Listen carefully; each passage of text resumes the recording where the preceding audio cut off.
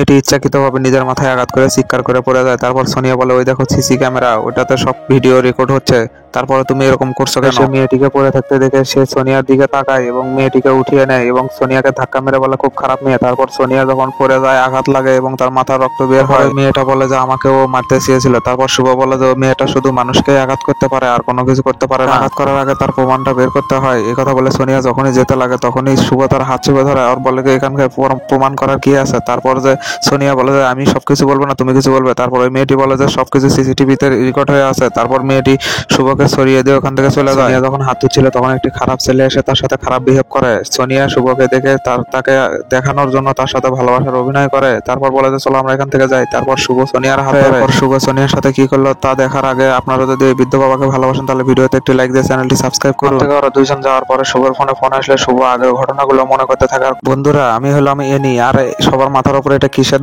লেখা দেখা যাচ্ছে? আরে এই লোকটা তো মারা গেছে। আরে শুনুন আজকের তাজা খবর, যে যার মাথার উপর যে ডেট দেখবেন সে ততদিন বাঁচবেন। আমি তোকে বিয়ে করবো না, তুই তো সামনের সপ্তাহে মারা যাবি। ধরো আমার মারা যাবার তো আরো 19 দিন বাকি আছে, তাই আমি ডায়েরিতে আমার সব ইচ্ছাগুলো এক এক করে লিখতে থাকি। তারপর আমি আমার বাসার ম্যানেজারের সাথে হিসাব কিতাব মিটিয়েছি। তারপর আমি আমার বন্ধুদেরকে বাই বলেছি। তারপর আমি আমার পছন্দের গাড়িটা কিনে ফেলেছি। ধরো যখন আমি বসে একা একা আইসক্রিম খাচ্ছিলাম, এই তুমি কি সিঙ্গেল? ও কত সুন্দর ছেলে।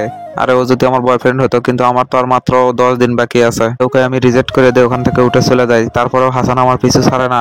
তারপর আমি যখন একা একা রাস্তা পার হচ্ছিলাম তখন দেখি একটা কার আসে। আরে বাবারে, কার আসছে! আরে এনি তাড়াতাড়ি এদিকে সাইডে আসো। হাসান, তুমি আমার পিছু ছেড়ে দাও, আমি আর বাঁচবো না, আমার আর মাত্র 3 দিন বাকি আছে। তারপর হাসান আমাকে অনেক কিছু বলে এবং আমাকে প্রপোজ করে। তারপর হাসান যখনই আমাকে প্রপোজ করে আমাকে গলা লাগায়। আরে এটা কি করে সম্ভব হলো? এনি, আমার যেটা ছিল সেটা তোমারও হয়ে গেছে, কারণ আমি তোমাকে ভালোবাসি। বন্ধুরা, এবার লাইক সাবস্ক্রাইব করো।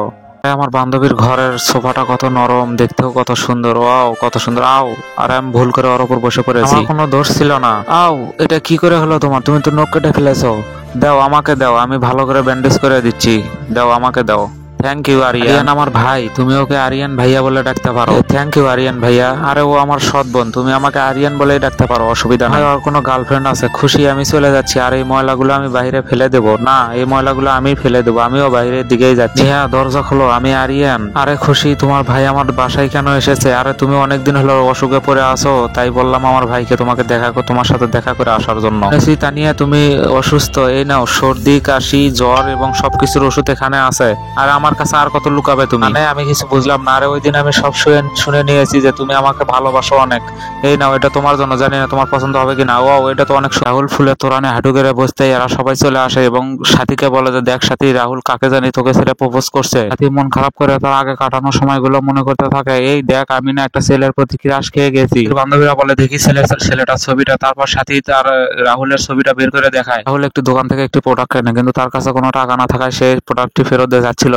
তেমন সময় সাথী আসে বলে যে টাকাগুলো আমি দিয়ে দিচ্ছি। তারপর সেখান থেকে সে আস্তে আস্তে চলে যেতে লাগে। সাথীকে ডেকে বলে যে আপনি আপনার বিকাশ নাম্বারটা দিয়ে যান, আমি আপনার কাছে বিকাশে টাকা পাঠিয়ে দেবো। তারপর রাহুল সাথীকে হাই বলিয়ে সেখান থেকে চলে যায়। যখন তারা দুজনে একসাথে চলে, তাদের দুজনের মনে সামথিং চলে, কিন্তু কেউ প্রকাশ করে না। তারপর রাহুল সাথীকে বলে সাথী, তোমাকে আমার কিছু দেওয়ার আছে। তারপর সাথীকে একটা কাগজ দিয়ে দেয়। রাহুল বলে যে কাগজটা উল্টিয়ে দেখো। তারপর সাথী যখন কাগজটা উল্টিয়ে লাভ দেখতে পায় তখন সে খুশি হয়ে যায়। সাথীকে ভালোবাসার পরে অন্য মেয়েকে কেন প্রপোজ করলো সেটি দেখার আগে বৃদ্ধ বাবাকে যদি ভালোবাসেন ভিডিওতে একটি লাইক দিয়ে চ্যানেলটি সাবস্ক্রাইব করুন। এবং বান্ধবীরা দৌড়ে গিয়ে যখন রাহুলকে বকাঝকা করে তখন সাথী বলে যে না, ও তো আমাকে প্রপোজ করার প্র্যাকটিস করছে। তারপরে রাহুল সাথীকে স্পেশাল ভাবে ডায়মন্ডের আংটি দিয়ে প্রপোজ